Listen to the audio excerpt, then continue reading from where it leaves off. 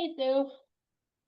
Hey, how's all this awful politics playing where you are? Oh, I don't know. I try not to listen. I think that's probably smart. Yeah. Like with all of the ICE agents and all of that, you mean that politics? Yeah, Yeah.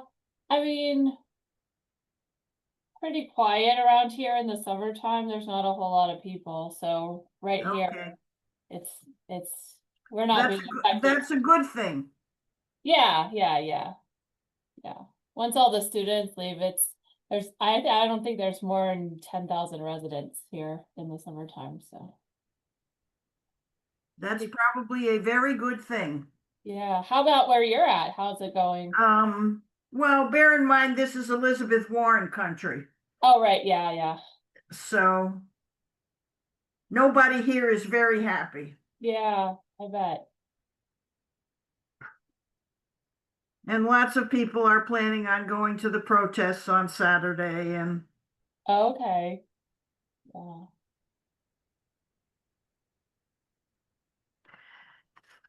yeah, it's difficult times. definitely, for sure. How's your husband doing? Is he getting any closer to coming home full time? I don't know. The guy that's running the project up there said he emailed him and said he wanted to talk to him about how the future was gonna go. So we're waiting to see what that means. Oh, okay. So we don't know. You think that means more work, maybe? I think it must. I don't know. The contract is supposed to be up in August, but that makes me think that they're gonna extend it or something. Yeah. But where is everybody? I don't know. I don't know. Normally, John is on before you and me. I know. I thought I was gonna be late. I had to take my dog to the vet and she had a little tumor on her leg. They had to take it off. Is she okay? Yeah, they said she'll be fine. She's pretty old, so they said it won't grow back before something else happens to her. So, Well, that's good. yeah, yeah. How old is she? She's 8, but she's a livestock dog, so she's really big, so she won't live very long. Not this little one that's running around. I don't know if she'll come in here or not. I know Fred has a dog too. Yeah, I think it's Irene's, but yeah. Fraggle or something, I think its name was.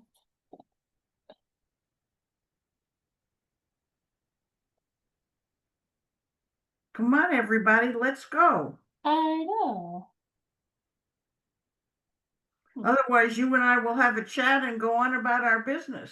Right? Well, I have stuff I could do, that's for sure. Always something to do.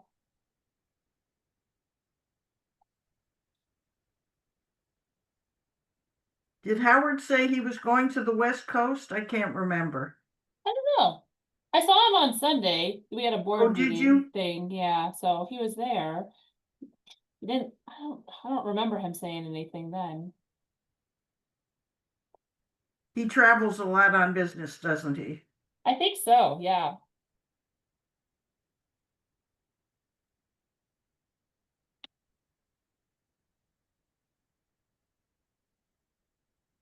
Here's John.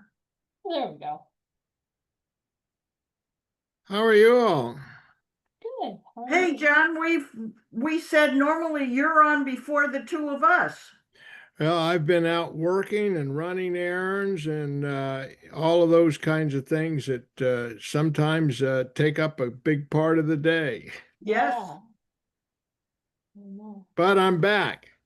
good. We're just Rachel was just telling me that the political situation is very quiet where she is. So I thought that was good news. Well, she lives up in an area kind of like where I am, where there are no politics. Yeah. Where there are no people. There are no Right. people. Yeah. Yeah, In these rural areas, people are a lot different. yeah, I think so. Well, I was also saying, it's a college town, so once school lets out, I don't know that there's 10,000 people that live here year round Where's that, Rachel? in Jackson County here. Oh, in Jackson County. Well, Yeah. what's the school that's there? Western Carolina Oh, University. Western Carolina. Mhm. Are you close to the Tennessee border? Yeah, pretty close. We're kind of right in that little triangle that's between Tennessee, Georgia, and South Carolina. We can get to any within like 30 minutes. Wow. Yeah. Okay. Well, I'll tell you what, that's a pretty nice place to be. I've been Oh, it's there. gorgeous country. Yeah. Very nice. We like it. That's right, Sue. I keep thinking of you being from Boston. You're really from South Carolina. You just I described really it. am, and we lived in the mountains not too far from where Rachel lives, but Oh, in South really? Carolina. Yeah. Okay. Well, the area where we come here during the summer is a lot like it is where you are in North Carolina. Very, very similar. Where And you go in the summer. yes, and we come up here. Marion's family has had a place here since almost statehood, where they've come during the summer. Years and years ago, her mother used to, and her mother and her mother's mother and family would ride the train out to a bridge, get off at a bridge at the river, and, And walk. and walk Oh, wow. to where this is. Goodness. That's a little tidbit of history, Yeah. but it is rural, even today. Going to get groceries is a chore. Yeah. Well, the big adventure is going to Walmart. Yeah. Not like what you have, Sue. No, I said to Rachel that this is Elizabeth Warren country, so everyone here is very up in arms. Yeah.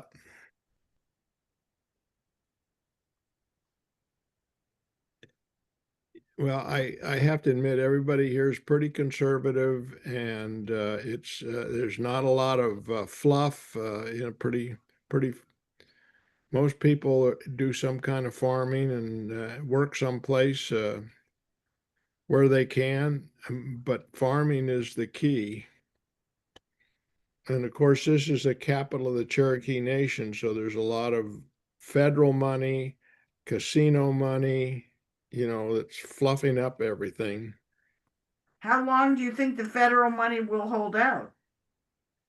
Sue, that's a good question.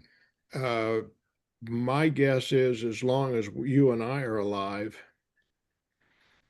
at some point it will come to an end, because I defy you to find someone that looks like an Indian. Oh, I'm sure there are some. There's no shortage of them up near Charlotte. Oh, yeah. Well, that's the Eastern band, Yeah. and this is the Western band. But, you know, I lived here for probably 4 or 5 years after moving from Chicago. And back in the heyday of EEO, we could have gotten lots of credit for employing Indians, but nobody owned up to being an Indian, and so we didn't get any points for that. Hmm. Everybody was Indian, as I got to experience and know everybody and their families and what have you. So it's a different part of the world. But yes, there are some people that very much, you know, my wife's cousins all went to Eastern schools. They don't look any more Indian than Elizabeth Warren, but they do have Indian blood, do have Cherokee blood. They're all on the rolls. But I always felt bad for her because I think that all she was doing was repeating what she had been told as a child. And if it wasn't true, she didn't know. Yeah, well, she got to take advantage of it. EEO was a powerful thing, and all of these other federal uh, dictates are very powerful. And if you can ride that horse, hey, more power to you. Hmm. And she did. And she does. And she does, yeah. Except that you and I probably have more Indianness in us than you do. No, I don't think so. No, No. my mother was a fifth generation Texan. Well, I suppose she might have had way back, but I don't think so. And my Fifth generation Texan. Wow, that right, she was one of the Wow. Yeah. originals. my father was an immigrant.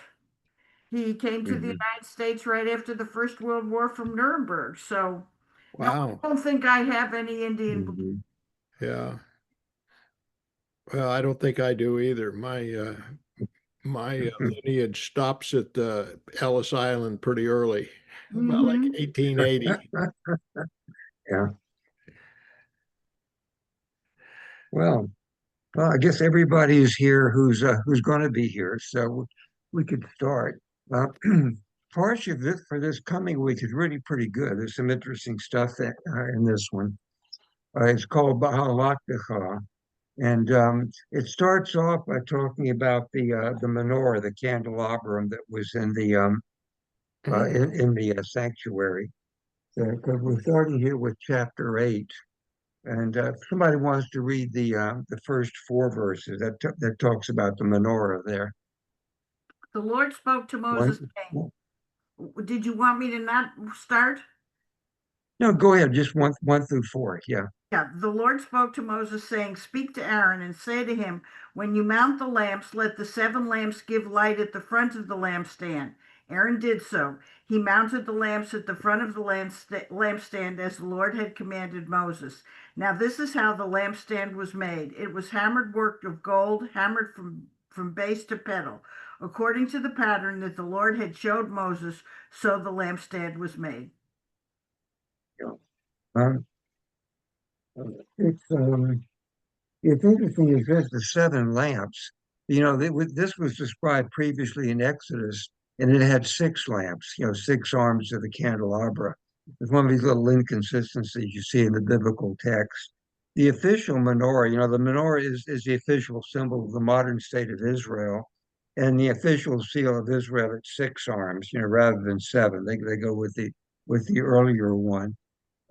There's a tradition, most synagogues that you walk into above the bema, above the front area, will have what's called an eternal light, which supposedly the tradition starts with the light that was kept in the sanctuary.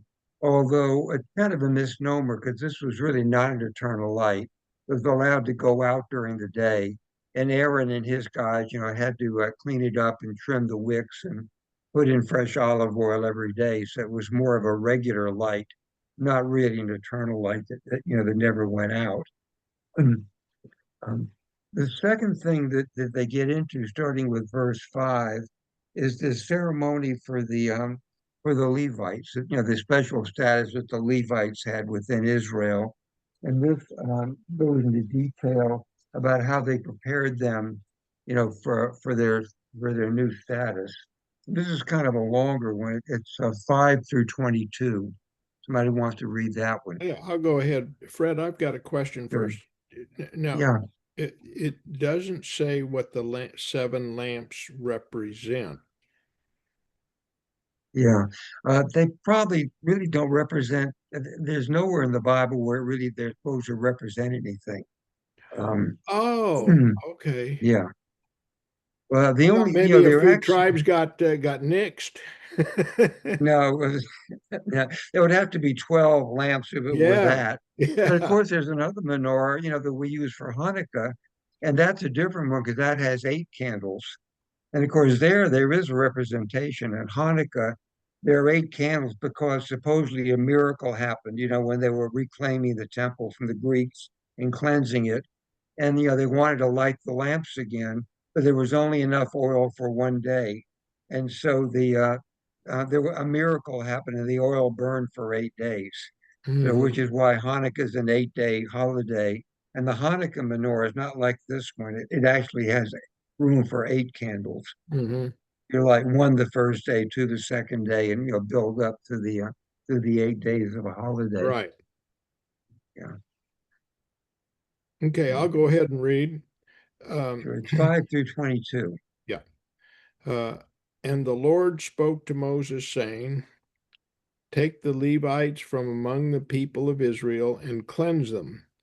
Thus you shall do to them to cleanse them, sprinkle a water of purification upon them, and let them go with a razor all over their body, and wash their clothes and cleanse themselves.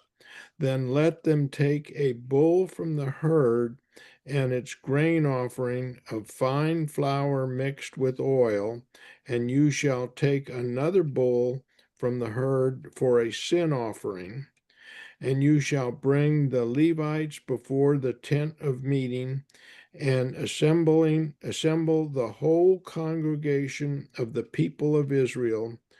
When you bring the Levites before the Lord, the people of Israel shall lay their hands on the Levites, and Aaron shall offer the Levites before the Lord as a wave offering from the people of Israel, that they may do the service of the Lord. Then the Levites shall lay their hands on the heads of the bulls, and you shall offer the one for a sin offering and the other for a burnt offering to the Lord, to make atonement for the Levites. And you shall set the Levites before Aaron and his sons, and shall offer them as a wave offering to the Lord. Thus you shall separate the Levites from among the people of Israel, and the Levites shall be mine. And after that the Levites shall go in to serve at the tent of the meeting, when you have cleansed them and offered them as a wave offering. For they are wholly given to me from among the people of Israel. Instead of all who opened the womb, the firstborn of all the people of Israel, I have taken them for myself. For all the firstborn among the people of Israel are mine, both man and of beast. And on the day that I struck down all the firstborn in the land of Egypt, I consecrated them for myself. And I have taken the Levites instead of all the firstborn among the people of Israel. And I have given the Levites as a gift to Aaron and his sons from among the people of Israel, to do the service for the people of Israel at the tent of meeting, and to make atonement for the people of Israel, that there may be no plague among the people of Israel when the people of Israel come near the sanctuary. Thus did Moses and Aaron and all the congregation of the people of Israel to the Levites, according to all that the Lord commanded Moses concerning the Levites, the people of Israel did to them. And the Levites purified themselves from sin and washed their clothes, and Aaron offered them as a wave offering before the Lord, and Aaron made atonement for them to cleanse them. And Yeah. after, you want me to read 22? Go ahead. Okay. Read verse 22. Yeah. Okay, and after that the Levites went in to do their service in the tent of meeting before Aaron and his sons, as the Lord had commanded Moses concerning the Levites, so they did to them. Yeah. Um, yeah, so this outlines the special status of the Levites, although they're not on the same level as the priests. the priests are anointed with oil, which the Levites are not. So they're still a notch below Aaron and his family, who are the priests. The sprinkling with what they call the water of purification, that's the water with the ashes of a red heifer. And we really haven't gotten to the red heifer yet. I think that's in a couple of more weeks that's introduced. But it's a special water with the ashes of the red heifer mixed in it that's used to purify people from sin. And then shaving the entire body. Um, the interesting thing is it describes, it's hard to read this literally because it says the children of Israel, you'll lay their hands on the Levites. Well, there, according to the census we read about, there are 2 million people in the children of Israel, and the tribe of Levi several thousand. So, clearly this is a physical impossibility. And a lot of the commentators feel that probably the heads of the tribes, maybe a dozen guys representing, the tribes of Israel, and did this ceremony with the Levites. Um, the other thing is the wave offering, which is hard to imagine because, the wave offering was done with animals. The priest would take a breast or a thigh and literally wave it over the altar. And it's hard to picture, them picking up a Levite and waving him. So, and some of the modern commentators think maybe they sort of walked them back and forth, and that was the equivalent of waving. It's hard to really have a wave offering for, with a human being in Would this. that just be the Um, difference in the translation? I mean, from when the ancient Hebrew was, there may have not, been a term to properly describe what they were doing around the It altar. could be. Yeah, because a wave offering is, when it applied to the animal sacrifice, they literally took parts of the animal and waved it back and forth over the altar, Mhm. before. And so, yeah, again, you can't imagine them doing that with people. So it's hard to know exactly. It's hard to know exactly what they did, to the Levites. Okay.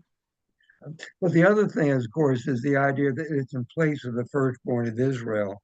The idea that the firstborn of men and animals, all of them belong to God. And and so what they're doing is saying that the Levites take the place of the firstborn of all the other tribes. Even though, I mean, in spite of that, though, there is a tradition in Orthodox congregations that during the Passover week, every firstborn uh, makes a contribution to the congregation, in a sense, redeeming themselves. Even though, here it states that they've been relieved of that, by the Levites taking that on. Okay. The next thing that it takes up is in chapter 9. And here it describes something that most Jews really aren't aware of, and that's the second Passover. And that's the first 14 verses, 1 through 14 of chapter 9. Someone wants to read that. The Lord spoke to Moses in the wilderness of Sinai on the first new moon of the second year following the exodus from the land of Egypt, saying, "Let the Israelite people offer the Passover sacrifice at its set time. You shall offer it on the 14th day of this month at twilight at its set time. You shall offer it in accordance with all its rules and rites." Moses instructed the Israelites to offer the Passover sacrifice. And they offered the Passover sacrifice in the first month on the 14th day of the month at twilight in the wilderness of Sinai, just as the Lord had commanded Moses, so the Israelites did. But there were some householders who were impure by reason of a corpse and could not offer the Passover sacrifice on that day. Appearing that same day before Moses and Aaron, those householders said to them, "Impure though we are by reason of a corpse, why must we be debarred from presenting the Lord's offering at its set time with the rest of the Israelites?"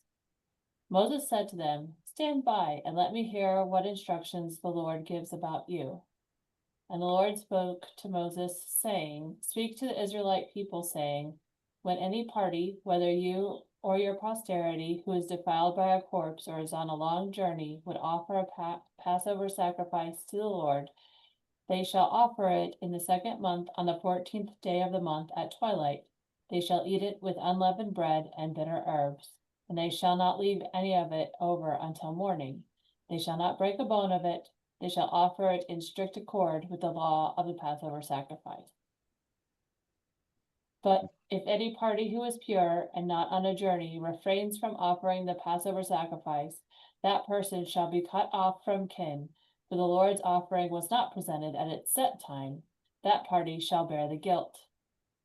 And when a stranger who resides with you would offer a Passover sacrifice to the Lord, it must be offered in accordance with the rules and rites of the Passover sacrifice. There shall be one law for you, whether stranger or citizen of the country. This is the makeup Passover, and anybody who, for whatever reason, was on a trip or was unclean, they here give the example of being around a court, but there are other reasons you could be ritually impure, but they get to have a second Passover.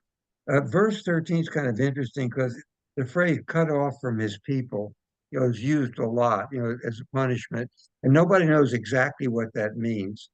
Some of the rabbis thought it meant that you would die before your time, and you would die at the hand of God, not of men. But that sounds kind of harsh, just for missing a Seder.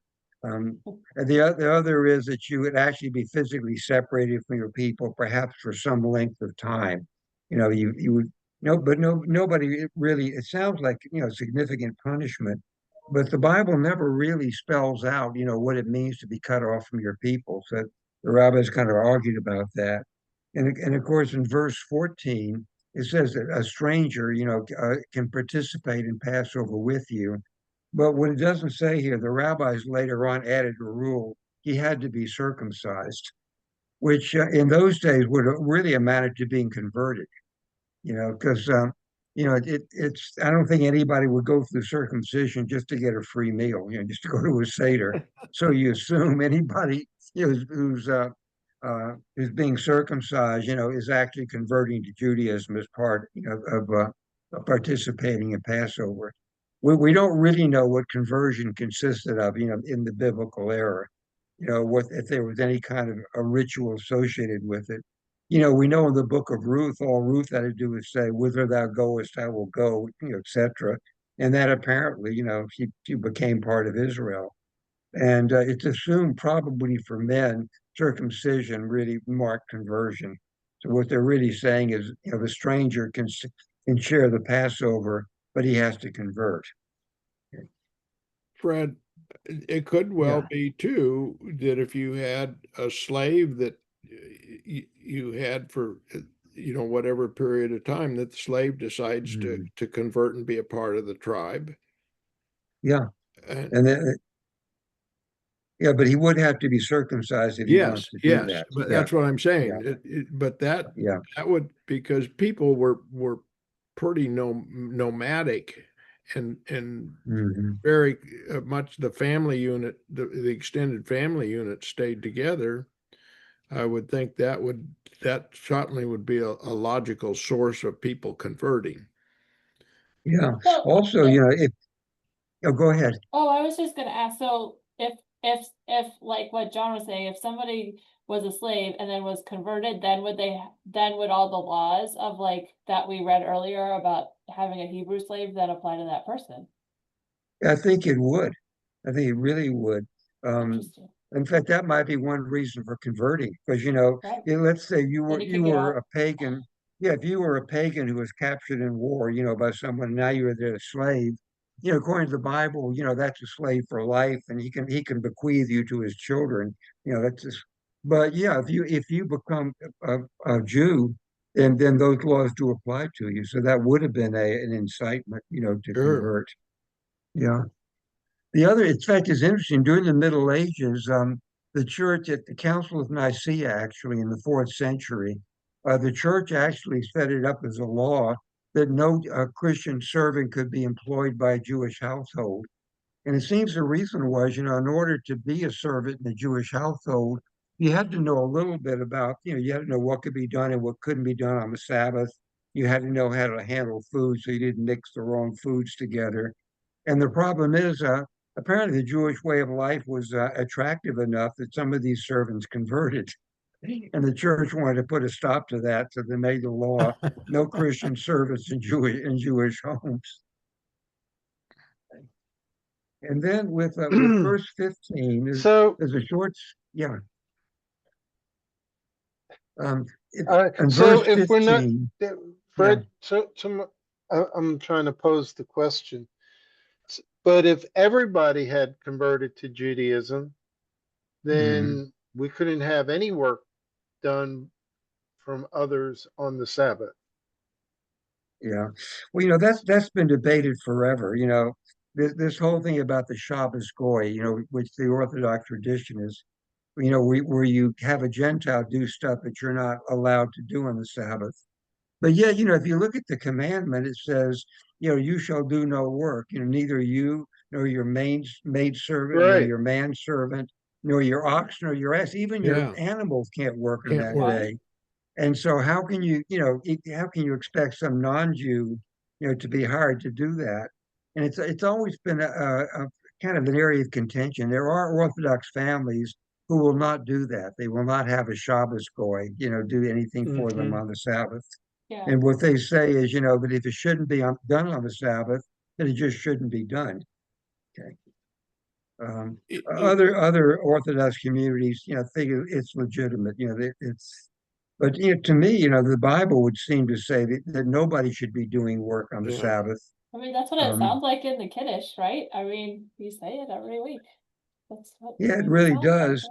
it. Um, but then again, if you look at the service, the Friday night and the Saturday morning service, particularly the Saturday morning service, there are prayers that say, we thank you for giving us the gift of Sabbath, which you have not given to the other nations of the world.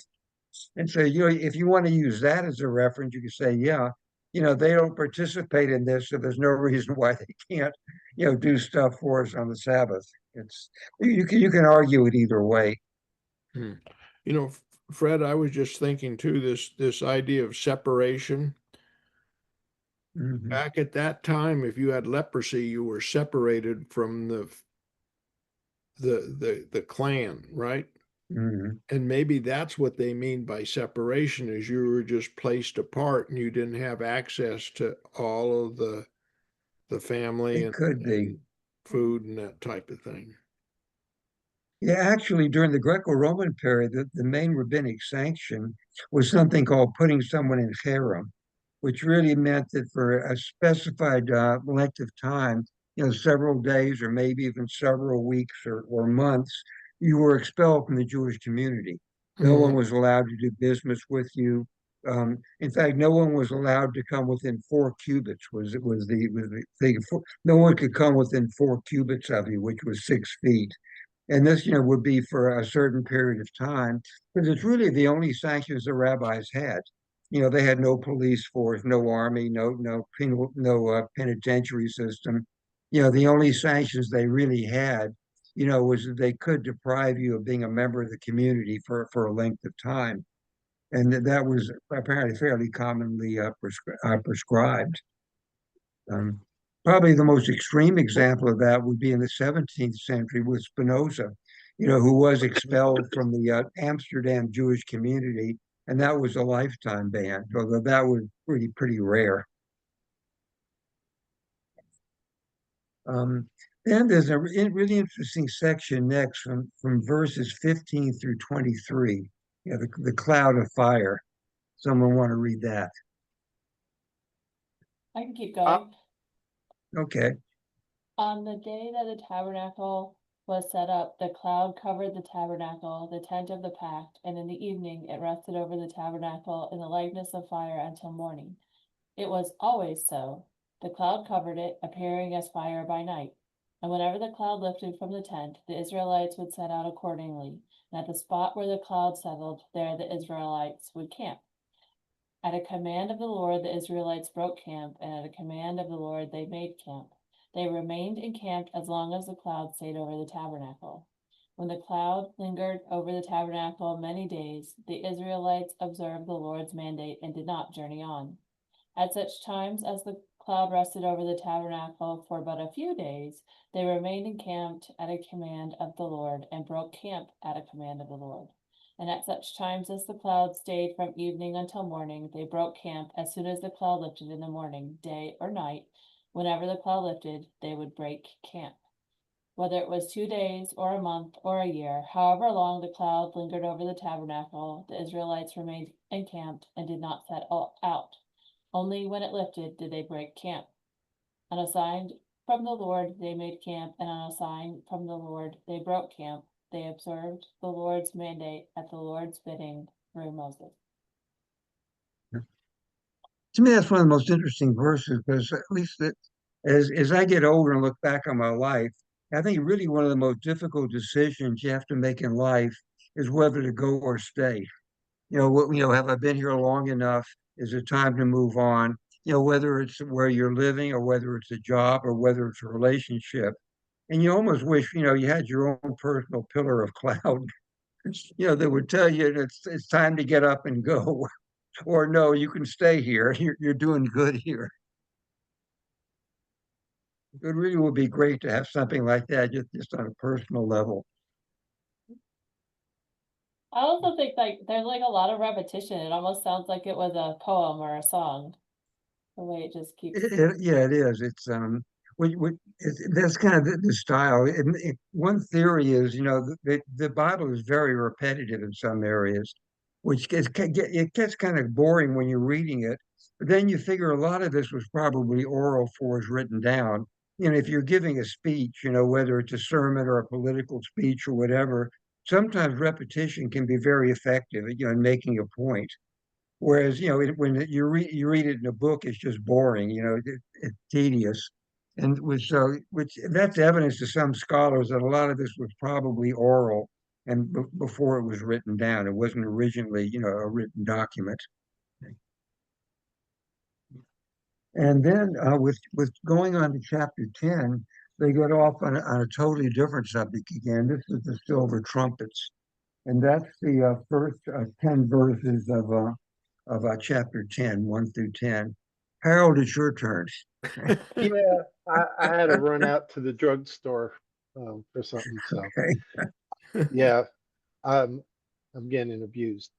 Adonai spoke to Moses, saying, "Have 2 silver trumpets made them of hammered work. They shall serve you to summon the community and to set the divisions in motion. When both are blown in long blasts, the whole company of fighters shall assemble before you at the entrance of the tent of meeting. And if only one is blown, the chieftains, heads of Israel's contingents, shall assemble before you. But when you sound short blasts, the divisions encamped on the east shall move forward. And when you sound short blast a second time, those encamped on the south shall move forward. The short blast shall be blown for setting them in motion, while to convoke military bodies of the congregation, you shall blow long blasts, not short ones. The trumpets shall be blown by Aaron's sons, the priests. They shall be for you an institution for all time throughout the ages. When you are at war in your land against an aggressor who attacks you, you shall sound short blasts on the trumpets, that you may be remembered before your God Adonai to be delivered from your enemies." Hmm. Yeah. So, which is kind of a surprise, at least first time I read it, I was kind of surprised because you'd figure they would use the shofar for that, the ram's horn. That's a traditional Jewish thing, but instead you have these silver trumpets, and kind of interesting. We actually have evidence that there really were, silver trumpets, because in the year 70 when the first revolt against Rome was put down, and Titus and Vespasian destroyed Jerusalem and the temple. They looted the temple and brought a lot of the implements and stuff back to Rome. And if you've ever seen the Arch of Titus, they built a triumphal arch to celebrate the victory over the Judeans. And on the Arch of Titus in Rome are engraved a lot of the vessels from the temple, the stuff from the temple that they looted and brought back to Rome. And there's a pair of trumpets there, very much like the Bible describes them. The menorah is also there too, and a bunch of other stuff, that was described back in Exodus, a lot of the vessels and stuff that were part of the temple. So there is some corroboration, from the Roman period that the biblical account, does have a basis in fact.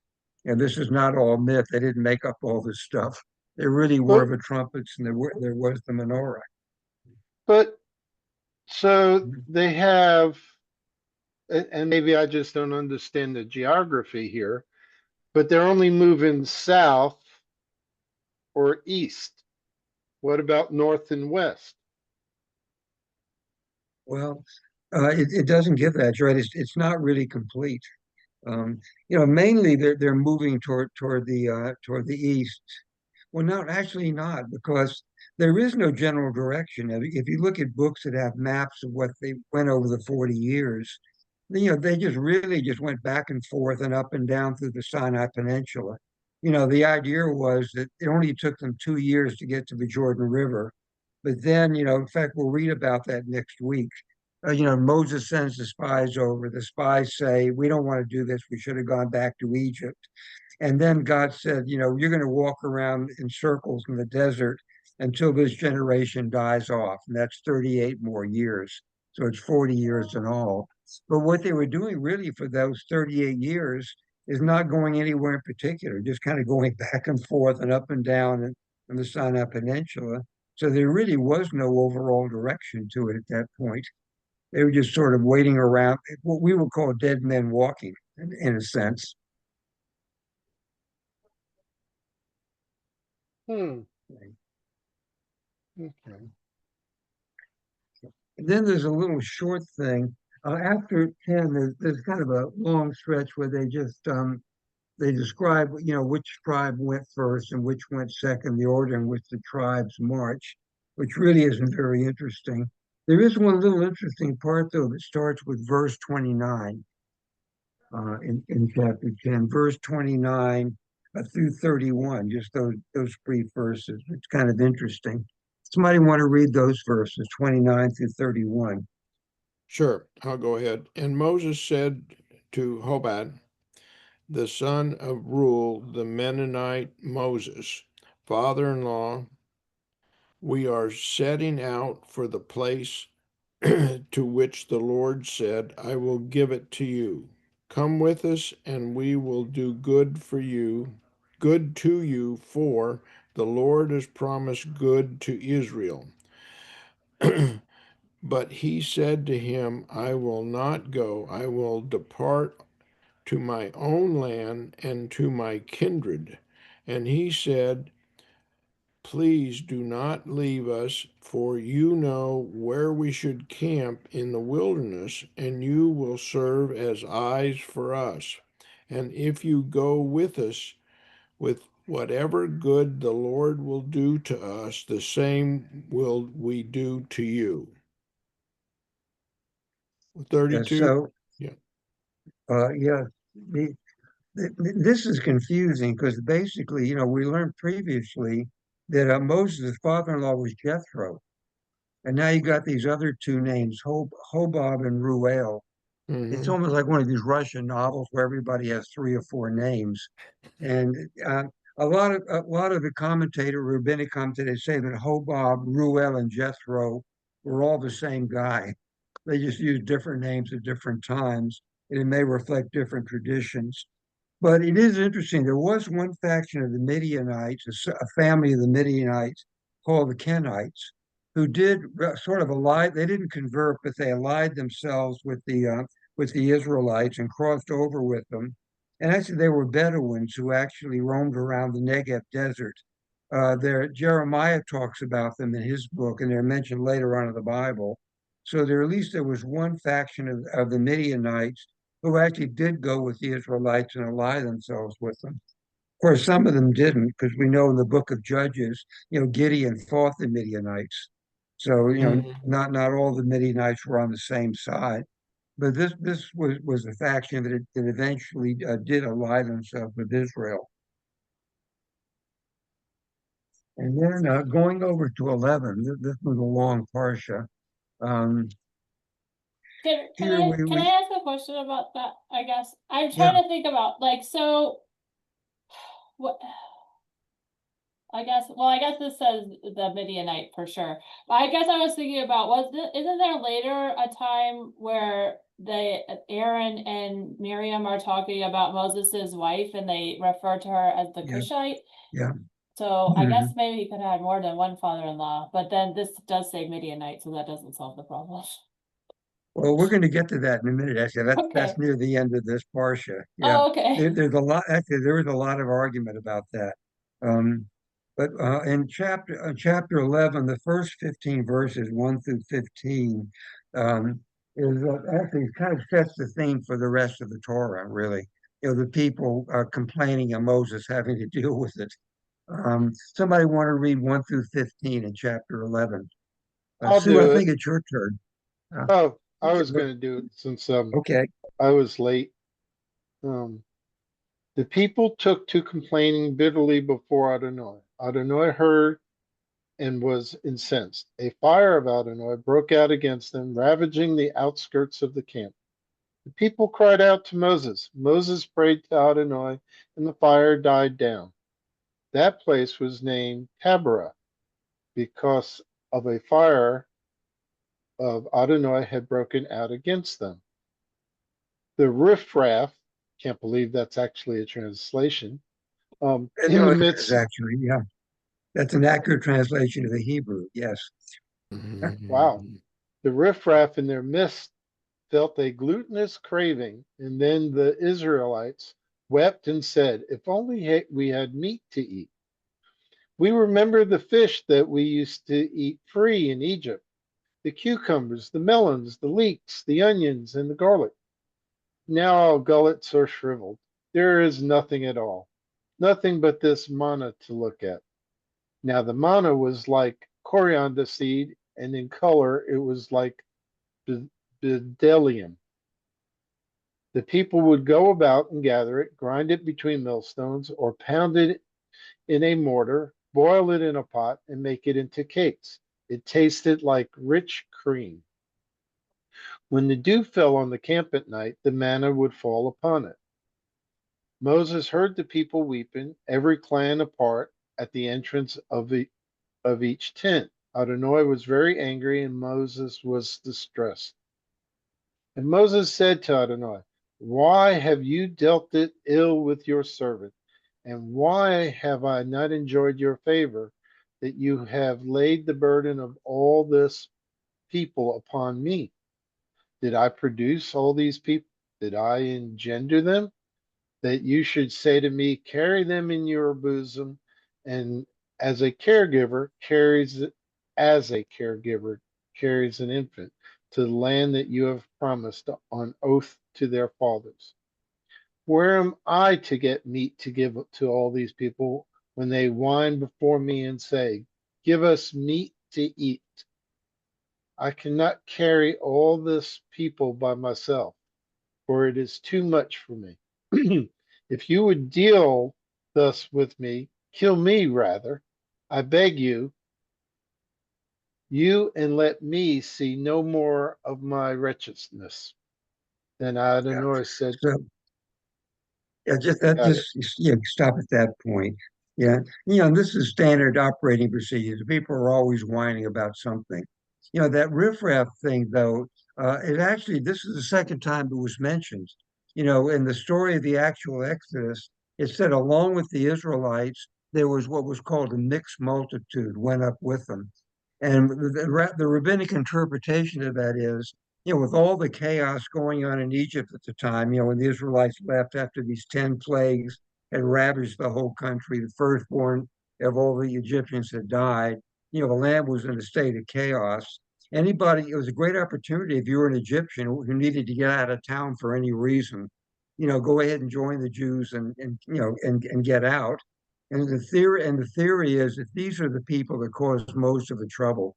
That they were the insiders, who were always criticizing Moses, always complaining, and they were able to get the rest of the people to go along with them. So it gave the rabbis somebody to blame it on beside the Jews. This riffraff that came out of Egypt, with them. But in a sense, you can't blame them. The manna may have tasted great, but if you think about it, you know, think of the food that you most like, whether it's, chocolate cheesecake or barbecued ribs or whatever, and think of eating it every day for every meal, day after day after day. You know, Yeah, what's the problem with that? Yeah. You could put a pizza pie in front of me, really? more, lunch and dinner, and Mhm. even for dessert. I have no problem with that concept. Okay. Well, the Israelites had it with the manna. And so Moses, the other thing is, that this business about this being too much for Moses to bear, that's the second time around with that. You remember back when earlier on, when Jethro, his father-in-law, comes to visit him in the desert, and brings his wife Zipporah and their two sons. And and Jethro tells him, you're working too hard. You can't do all this yourself. And Moses appoints judges of 100 and the judges of 50 and and whatnot. So this is kind of a recurrent theme. And here again, Moses is saying, I've had it. I can't handle all this by myself. And so the next part, which is verses 16 through 30, is what God has him do about it. Someone wants to read that. Then the Lord said to Moses, gather for me 70 of Israel's elders, of whom you have experience of elders and officers of the people, and bring them to the tent of meeting, and let them take their place with you. I will come down and speak with you there. And I will draw upon the spirit that is on you, and put it upon you, and they shall share the burden of the people with you, and you shall not bear it alone. And say to the people, purify yourselves, for tomorrow you shall eat meat, for you have kept whining before the Lord and saying, if only we had meat to eat, indeed we were better off in Egypt. The Lord will give you meat and you shall eat. You shall eat not one day, not two, not five, not 10, nor 20, but a whole month, until it comes out of your nostrils and becomes loathsome to you. For you have rejected the Lord who was among you by whining before him and are saying, oh, why did we ever leave Egypt? Yep. Do you want me Okay. to keep reading? So, up through verse 30. Yeah. But Moses said, the Um, people who are with me number 600,000 men. Yet you say, I shall give them enough meat to eat for a whole month. Could enough flocks and herbs be and herds be slaughtered to suffice?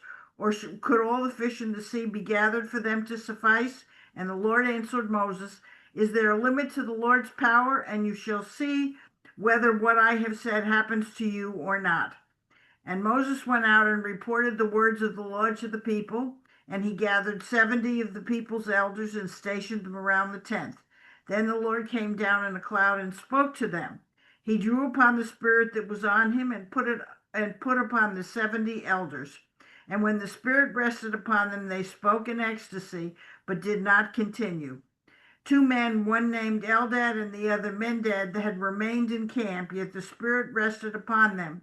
And they were among those recorded, but they had not gone to the tent, and they spoke in ecstasy in the camp. And a youth ran out and told Moses, Eldad and Medad are acting the prophet in the camp. And Joshua, son of Nun, Moses' attendant from his youth, spoke up and said, my Lord Moses, restrain them. But Moses said to him, are you wrought up on my account? Would that all the Lord's people were prophets, that the Lord put his spirit upon them? And Moses then re-entered the camp together with the elders of Israel. okay. Well, one interesting thing about this meat business is a lot of the modern commentators point out they had cattle with them. They left they want meat, but they left Egypt with flocks and herds. So and this is not mentioned anywhere, but there obviously are plenty of animals there to be slaughtered for meat. So and so some of the rabbis interpreted this. It wasn't just meat; they were just saying we just don't like the whole idea, being out in the desert, not knowing how long it's going to take to get there, and we just don't like the whole idea of the Exodus, and it was a mistake, and we were better off, as slaves in Egypt. Because the meat thing really doesn't really hold up. There was plenty of meat. They had plenty of animals with them. So the meat is really, in a sense, more symbolic, really, than real. And of course, the spirit of business is it's really a description of a delegation of authority. Because, if you delegate authority to people, you're taking some of your authority and giving it to them, to let them function. In the same way, Moses took some of his spirit that he had from God and gave it to these 70 elders. And of course, the 70 elders are mentioned before, way back in Exodus. And we don't know really, is this the same 70 elders that he was working with before, or is this a new group, that he's recruited just for this? And then starting with 31, they finally get what they asked for at 31 through 34. Somebody want to read that 31 through 34. Sure, I will. Then a wind from the Lord sprang up, and it brought quail from the sea and let them fall beside the camp, about a day's journey on this side and a day's journey on the other side around the camp, and about 2 cubits above the ground. And the people rose all that day and all night and all the next day and gathered the quail. Those who gathered least gathered 10 homers, and they spread them out for themselves all around the camp. While the meat was yet between their teeth, before it was consumed, the anger of the Lord was kindled against the people, and the Lord struck down the people with a very great plague. Therefore, the name of that place was called Kibroth Hattaavah, because there they buried the people who had the craving. From Kibroth Hattaavah, the people journeyed to Hazroth, and they remained at Hazroth. Yeah. This is one of those things again, that you can't really get your head around what they're describing. Because apparently there were quail 2 cubits above the ground and 3 feet. And this was a day's journey in every direction. So what we're asked to believe is there was a pile of quail 3 feet high, stretching out as far as you could walk in one day, all around the camp. I don't know how many, that's a massive quail. That's So it's like a hard to even trillion. imagine that, like a trillion quail. Yeah, Yeah. basically. Yeah, it really is. It's hard to imagine that. And then going on to the last part of the Well, parsha, that's the well, one. Yeah. hold on, Fred. What? So God was supposed to give beef, Well, they just asked for eh, meat. They didn't say it had to be right? beef. Meat, and then they ate the quail, and then he punished them. Well, they almost ate the quail. You said between their teeth, they just put the first bite in, and then God zaps them. Hmm. So, So don't keep and asking God for meat, Harold. yeah, yeah. And again, the meat again is just basically symbolic. As I said, they could have had meat anyway if they'd wanted it from their own animals. The idea was, basically they were dissatisfied after all the miracles God had performed for them. They were still whining about, we're not having fun on this journey. So Sounds like the that was kids the in the real back of the punishment. car. When we gonna get there? Exactly. When we Yeah. gonna get Are there? we there yet? Yeah. Okay. And the last part of the parsha is what you were talking about, which is Miriam and Aaron talking about Moses' wife. That's really the rest of chapter 12 from 1 through 15, really. So if you want to read that, those 15 verses. Sure. Miriam and Aaron spoke against Moses because of the Cushite woman he had taken. He took a Cushite woman, they said. Has the Lord spoken only through Moses? Has God not spoken through us as well? The Lord heard it. Now Moses himself was very humble, more so than any other human being on earth. Suddenly the Lord called to Moses, Aaron, and Miriam, "Come out, you three, to the tent of meeting." So the three of them went out. The Lord came down in a pillar of cloud, stopped at the entrance of the tent, and called out Aaron and Miriam. The two of them came forward. And God said, "Hear these my words. When prophets of the Lord arise among you, I make myself known to them in a vision. I speak with them in a dream. Not so with my servant Moses. He is trusted throughout my household. With him I speak mouth to mouth, plainly and not in riddles, and he beholds the likeness of the Lord. How then did you not shrink from speaking against my servant Moses?" Still incensed with them, the Lord departed. As the cloud withdrew from the tent, there was Miriam stricken with snow-white scales.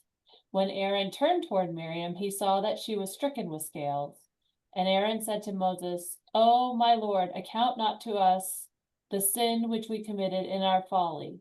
Let her not be like a stillbirth which emerges from its mother's womb with half its flesh eaten away." So Moses cried out to the Lord, saying, "O God, pray heal her." But the Lord said to Moses, "If her father spat in her face, would she not bear shame for 7 days? Let her be shut out of camp for 7 days, and then let her be readmitted." So Miriam was shut out of the camp 7 days, and the people did not march on until Miriam was readmitted. After that, the people set out from Hazeroth and encamped in the wilderness of Paran. A lot of the argument about this is who this woman was. You know, the usual interpretation is that Cush means Ethiopia. So he had married an Ethiopian woman. But, you know, there's nothing previous in the Bible that mentioned an Ethiopian woman. And where would he have found one? You know, unless, you know, while he was still in Egypt, you know, the early years of his life when he was still at Pharaoh's court. But he certainly doesn't mention anything like that.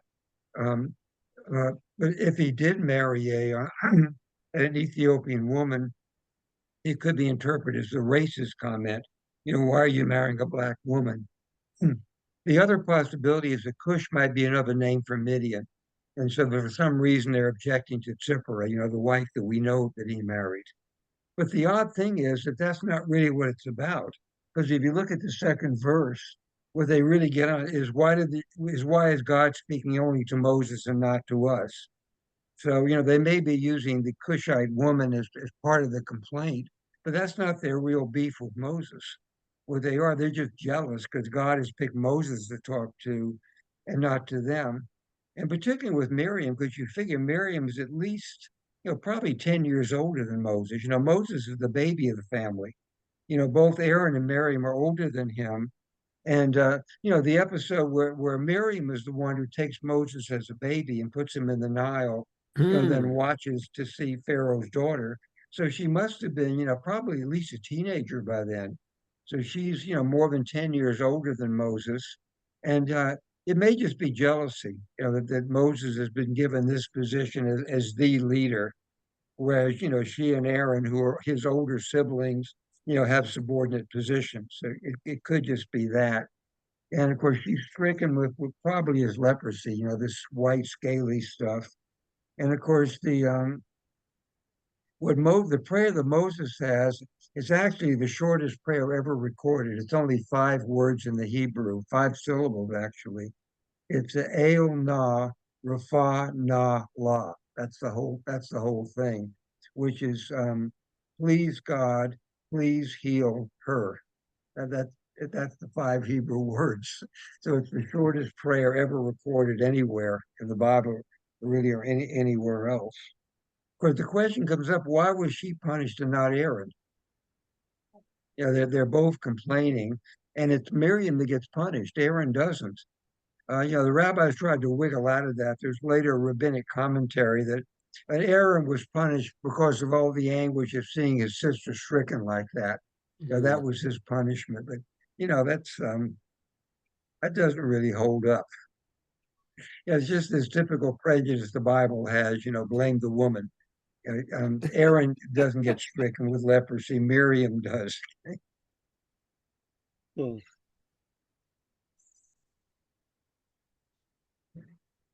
And that's sort of the rest of the parsha. Any questions about any other questions about what we covered tonight? There's a lot of stuff in this parsha. Yeah. Yeah. I guess the only question that I have is I kind of get confused about. So when Moses first comes back, like after he sees the bush and then he's gonna go back, and then there's that like kind of like confusing story at the inn with the baby and like maybe they're circumcising it or who knows whatever. Then after that, doesn't he send his family back to Midian? Yeah, that's confusing because if you read the text of Exodus carefully, Moses has the burning bush episode, and then he sets out to go to Egypt. And then there's this really weird few verses, where they're staying in an inn with his wife, he brought his family with him. And then God strikes Moses down with some kind of illness because he hasn't circumcised his son. And Zipporah, remember, circumcises the son, and and so you assume that she went down into Egypt with him, because they're in an inn on the way to Egypt. But then later on, after the Exodus, you have Jethro coming to visit Moses, with bringing his wife and his two sons, with him. And so, yeah, it's one of those inconsistencies in the Torah, whether she went to Egypt with him or whether she didn't go to Egypt with him. You could argue maybe after that episode at the end that night, she turned back with her son and let Moses go on by himself. I guess you could explain it that way. But there does appear to really be a contradiction between the two.